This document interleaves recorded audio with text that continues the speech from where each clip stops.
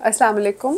मेरा नाम डॉक्टर अंबरजील बख्तियार है और मैं ऑब्स एंड गायनी की प्रोफेसर हूँ। कायद आज़म इंटरनेशनल हॉस्पिटल में काम कर रही हूँ और लास्ट तकरीबन 20 से 25 सालों से इसी शोबे से मुंसलिक हूँ। आज मैं आपसे जो टॉपिक डिस्कस करना चाह रही हूँ बिल्कुल शॉर्ट तरीके से, वो है बेसिकली उन ख़वातीन से रिलेटेड जो कि 55 से या 50 साल से ज़्यादा और 60 साल से भी करीब जो है जिनकी उम्र है। और ये जो चीज़ है ये हम रोज़मर्रा अपनी ज़िंदगी में बहुत देखते हैं। हमारे घरों में बहुत से बुज़ुर्ग जो हैं वो इस प्रॉब्लम से गुजर रहे हैं और हम में से भी ऐसे बहुत से लोग हैं जो इस एज के अंदर हैं और वो इस चीज़ से सफ़र कर रहे हैं, वो इस चीज़ का शिकार हैं, लेकिन वो उसको डिस्कस नहीं करते। आई थिंक कि ये एक बहुत बड़ा सोशल टैबू है या फिर ऐसी चीज़ है जो कि ख़वातीन ये समझती हैं कि अगर हम ये इसको डिस्कस करेंगे तो इससे हमारी कोई इज़्ज़त नफ्स पे कमी आ जाएगी या कोई प्रॉब्लम हो जाएगी। तो इस चीज़ को मैं इस फोरम पे इसलिए डिस्कस करना चाह रही हूँ क्योंकि ये 10 में से 8 या शायद 9 ख़वातीन जो 70 साल के करीब पहुंच जाती हैं उनको ये शिकायत होती है और वो उनमें से शायद 100 में से 80% भी ऐसी नहीं है हमारे मुल्क में जो इस चीज़ को बयान करें या इसका ट्रीटमेंट लें या उससे मुस्तफ़ीद हो, क्योंकि वो समझती है कि शायद सबके साथ ही होता है और इसका कोई ट्रीटमेंट नहीं है, या वो ये भी कहती हैं कि शायद ये बहुत शर्मिंदगी की बात है, इसको हमें डिस्कस नहीं करना चाहिए। ये चीज़ जिसकी मैं बात कर रही हूँ वो ये है कि आपका मसाने का कंट्रोल यानी कि पेशाब के ऊपर कंट्रोल होना, ये भी बेसिकली माहवारी ख़त्म होने के बाद के कुछ चंद साल बाद में भी 5 से 10 सालों के बाद जब आपके हार्मोन्स ख़त्म हो जाते हैं और आपके जिस्म के सारे पट्टे बहुत कमज़ोर हो जाते हैं, तो मसाने का जो कंट्रोल है, जो पेशाब की नाली का कंट्रोल है, उसके अंदर भी जो पट्टे हैं वो बेसिकली आपके हार्मोन्स के अंडर भी काम करते हैं। और जब ये हार्मोन्स ख़त्म हो जाते हैं माहवारी ख़त्म होने के बाद, तो फिर ये अपना कंट्रोल उस तरह से नहीं कर पाते। इसमें 2 तरह की प्रॉब्लम होती है। कुछ ख़वातीन को ये कंट्रोल इस तरह से होता है कि जब उनको पेशाब आता है और जब वो वॉशरूम जाती हैं तो वो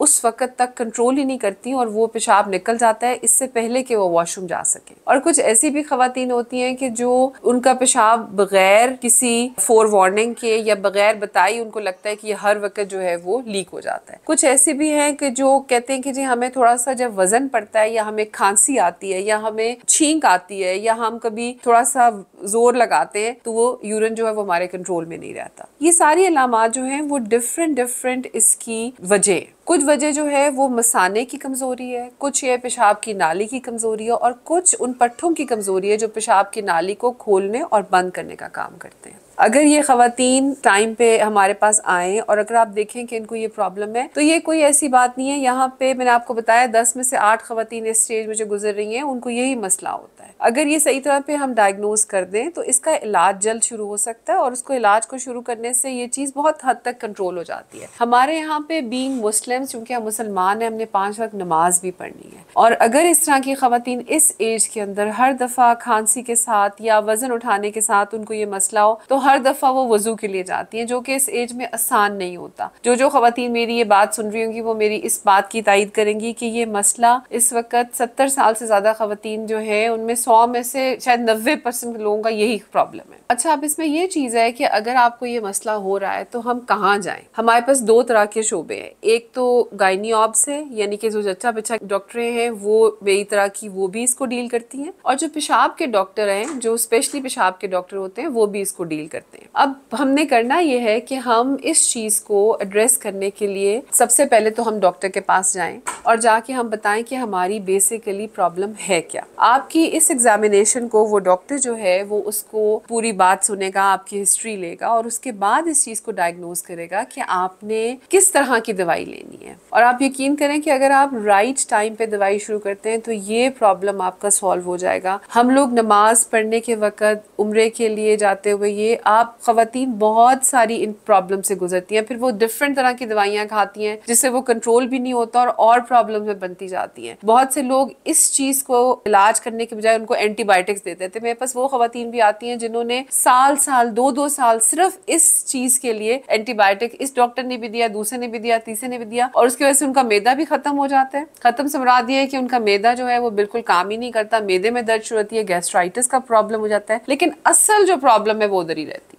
इसके लिए कोई ज़्यादा हमें बड़े इलाज की ज़रूरत नहीं है। आप राइट डॉक्टर के पास जाएं, या वो यूरोलॉजिस्ट होगा या वो गायनेकोलॉजिस्ट होगा। यही दो डॉक्टर्स हैं जो आपकी प्रॉब्लम सॉल्व करेंगे। अगर आपके मसाने के पट्टे की कमजोरी है तो उसके लिए तो बहुत सारी मेडिसिन है, और अल्हम्दुलिल्लाह बहुत अच्छी मेडिसिन आई हैं जिनकी साइड इफेक्ट्स भी नहीं है, और वो आप 2 से 3 महीने खाएं या 6 महीने खाएं, फिर आप उसको छोड़ के देखें कि वो कितना इफेक्टिव है आपके लिए। लेकिन जैसे ही आप लेना शुरू करेंगे, आप यकीन माने कि आपकी पूरी लाइफ जो है वो चेंज हो जाएगी। आपका पेशाब का कंट्रोल, आपका नंबर ऑफ टाइम्स जो आप वजू करते हैं दिन में सिर्फ इस प्रॉब्लम के लिए, वो आधे से भी कम हो जाएंगे। आपका कंट्रोल बेहतर हो जाएगा। इसी तरह से जो अगर नाली का प्रॉब्लम है पेशाब की, उसके लिए भी मेडिसिन अवेलेबल है। इसमें एक चीज जो मैं आपसे बात करना चाहती हूँ वो ये कि कई दफा कुछ खवातीन ये देखती हैं कि उनको अंदर से वजन पड़ना शुरू, अंदर से वजन ये पड़ता है कि उनको ऐसे लगता है जैसे उनके अंदर से कोई चीज बाहर आ रही है, और वो इस चीज को डिस्कस नहीं करती है। चूंकि जब बच्चे पैदा किए हुए थे जिस जमाने में, उस जमाने में जिनके ज्यादा बच्चे हो या ज्यादा दर्दे लिए हो, तो आपका मसाना वीक होके अपनी जगह से नीचे आ जाता है। इसी तरह बड़े पेशाब की नाली जो है वो भी नीचे आ जाती है, और ये दोनों चीजें जो हैं वो पेशाब के कंट्रोल को, बड़े पेशाब के कंट्रोल को और कब्ज को जो है वो जन्म देती है। अब उसमें ये है कि अगर ये प्रॉब्लम्स है तो इसके लिए दवाइयां नहीं है, इसके लिए आपको एक छोटी सी सर्जरी होती है जिसमें हम मसाने को भी ऊपर कर देते हैं और बड़े पेशाब की नाली को भी। उससे ये होता है कि आपका कंट्रोल पे जो है मसाने के ऊपर वो दोबारा बहाल हो जाता है। इससे आपकी जिंदगी भी आसान है, और ये कोई बड़ी सर्जरी है भी नहीं। लेकिन बात यह है कि आप सही वक्त पे बताएं और सही डॉक्टर के पास जाएं तो ये बहुत आसानी से हल हो सकती है। बाकी ये है कि एग्जैक्टली किसको क्या मेडिसिन चाहिए, इसके लिए हमने कुछ टेस्ट भी होते हैं जो हम पेशाब के कंट्रोल को देखने के लिए हम करते हैं। कुछ ऐसी छोटी छोटी टेप्स हैं जो कि हम अप्लाई करते हैं। अगर आपका मसाने की नाली की कमजोरी है उससे भी वो ठीक हो सकती हैं। दवाइयाँ हमारे पास बहुत सी ऑप्शन है, लेकिन ये है कि आप देखें कि आपको क्या चीज सूट करती है तो आप उसके मुताबिक उसको इस्तेमाल करें। सर्जरी की ऑप्शन इसमें बहुत कम है। यूजुअली ये चीजें जो हैं वो सिर्फ मेडिसिन से ठीक हो जाती हैं। इसकी मेडिसिन के साइड इफेक्ट्स पहले बहुत ज्यादा हुआ करते थे, अब वो भी कम हो चुके हैं। और दूसरी बात ये है कि ये जो मेडिसिन है ये इसी तरह है जैसे आप शुगर की मेडिसिन या हार्ट की मेडिसिन है, ये आपको फॉर लंबा अरसा खानी पड़ती है। फिर अगर आप उसका साइड इफेक्ट देखते हैं तो आप इसको चेंज भी कर सकते हैं। इसके लिए आपको तकरीबन हर 3 महीने या 6 महीने बाद अपने डॉक्टर को विजिट करें और इस चीज के लिए आप उससे रुजू भी करें और उसकी हिदायत पे अमल करें। मुझे उम्मीद है कि इस चीज से जो लोग गुजर रहे हैं वो इस चीज से इस्तेफादा भी हासिल करेंगे, मेरे इस हिदायत के मुताबिक डॉक्टर को जाके दिखाएंगे भी, और जो भी आपकी रिस्पेक्टिव प्रॉब्लम है या जो भी आपका उसमें कमजोरी है डॉक्टर साहब उसकी दवाई दें और वो उसको जो है वो एड्रेस करेंगे, और इंशाल्लाह आप इससे मुस्तफीद होंगे और आपकी जिंदगी बहुत बेहतर हो जाएगी। बहुत शुक्रिया। मैं उम्मीद करती हूँ कि आप इससे फायदा उठाएंगे। शुक्रिया।